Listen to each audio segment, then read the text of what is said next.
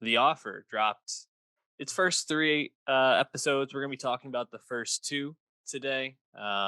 As we mentioned, there's a lot of TV to get to this week, and they were trying to stay on top of, so we weren't able to watch all three of these. But Paramount Plus. I think you kind of get the gist from the at least the first one or two of what this show is going to be like.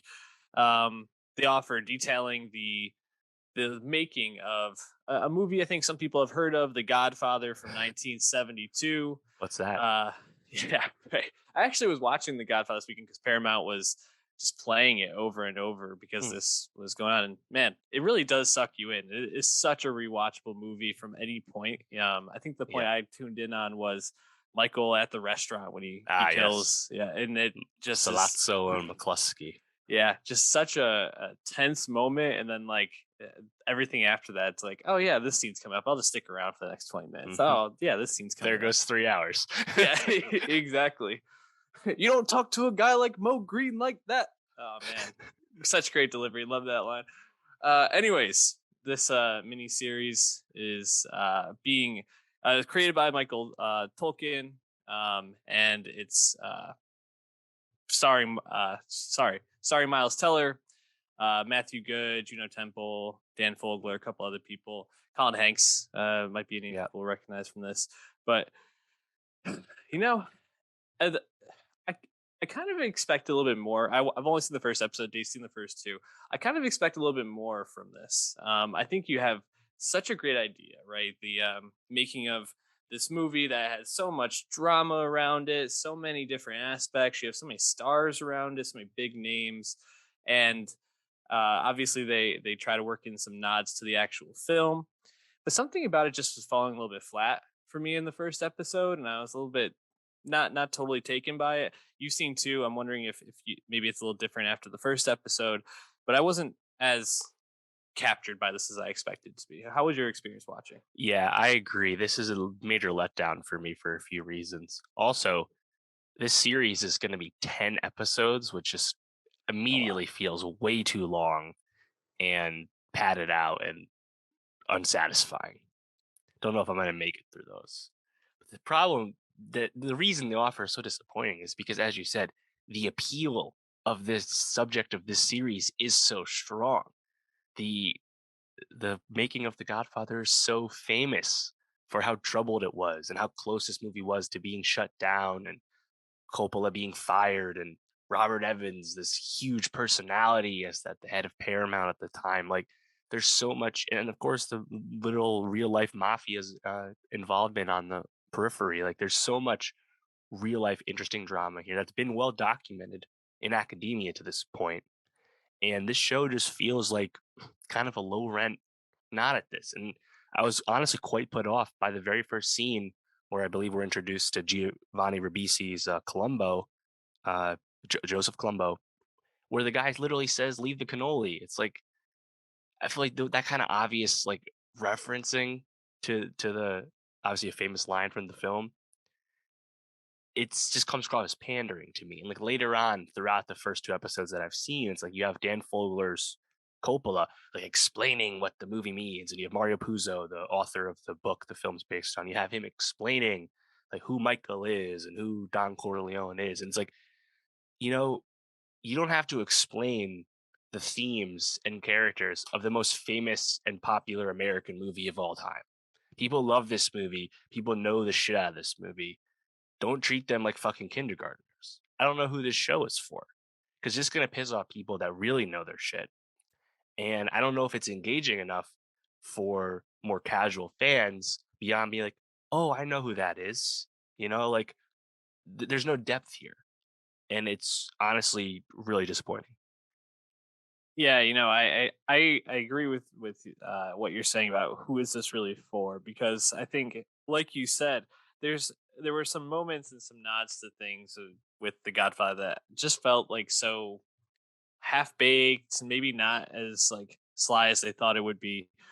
And I think for me, I also just kind of found myself feeling like even in the first episode they were spinning their wheels a little bit. I mean, it takes about I don't know 40 minutes of the episode to finally get to the Godfather. It's all about Albert Ruddy's like Right.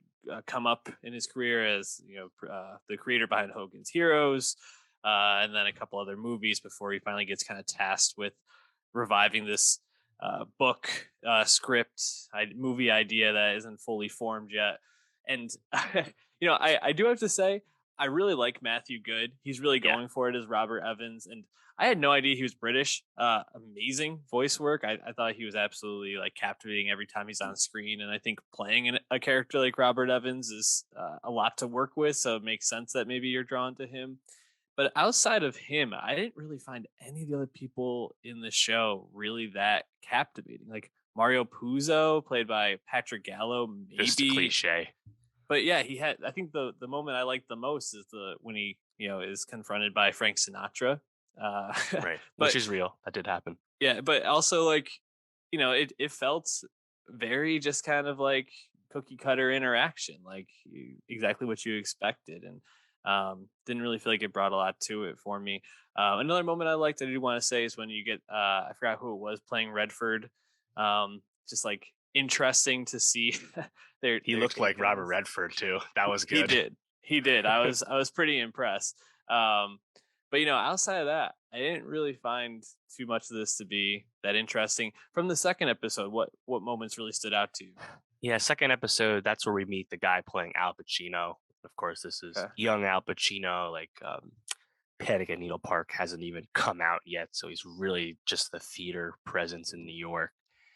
I think the performance is all right. I mean, this is kind of like the soft spoken Al.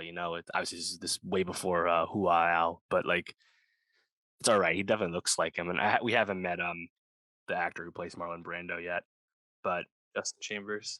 yeah. But episode two is just kind of more of the same. Like we're taking our time here, and like it's weird to feel like this show would spin its wheels about anything because there's such true drama in the reality of what happened, and we're just not getting it. Like I think Miles Teller's like voice accent he's putting on it is all right, but the performance itself, he's just kind of like sleepwalking here as Al Yeah. Ruddy. And in general, I think a lot of like insider people have kind of taken issue with how Ruddy centric this film seems to be.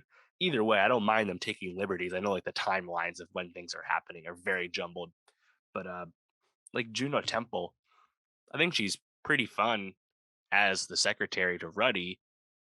Saw it fine performance, but like it's a nothing part because it's a secretary in the fucking 70s in Hollywood. Like obviously it's nothing part. Like they didn't get to do anything.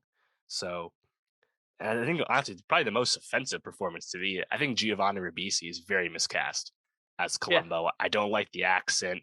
I just don't find him commanding. Like, you can look up what Columbo looks like. It's not like he's like that far off, but he just doesn't. I don't think he has the right energy here.